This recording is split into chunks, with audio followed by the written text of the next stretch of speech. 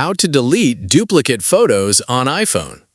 Looking for a quick and easy way to find and delete duplicate photos and videos on your iPhone?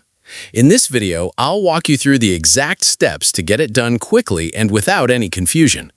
And if you enjoy simple step-by-step tutorials, make sure to subscribe for more helpful how-to guides. Let's get started. First, open the Photos app on your iPhone. The Photos app has a built-in feature that can automatically detect duplicate photos and videos in your library. This means you don't need to download a separate app or pay for anything. To see how it works, you can even create a duplicate yourself. Find a photo, press and hold on it, and select Duplicate.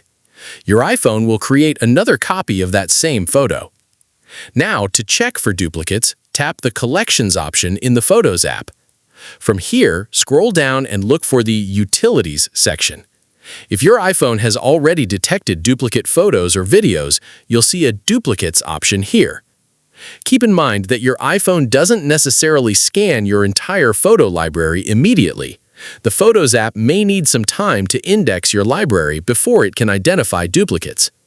If you just created a duplicate and don't see the Duplicates section yet, give your iPhone some time to process your photo library. It's a good idea to leave your iPhone connected to power, especially overnight, so it can complete the scanning process. Once duplicates are detected, open the Duplicates section and you'll see the matching photos and videos grouped together. From there, you can choose to merge the duplicates. Your iPhone will keep the best version while removing the unnecessary copies, and it can handle cases where the duplicate files have slightly different metadata. This is a simple way to clean up your photos library and free up storage without installing any third-party apps. And that's how you can find and delete duplicate photos and videos on your iPhone quickly and easily. If this tutorial helped you out, subscribe to the channel for more simple how-to guides, useful tips, and easy tech solutions. Thanks for watching, and I'll see you in the next tutorial.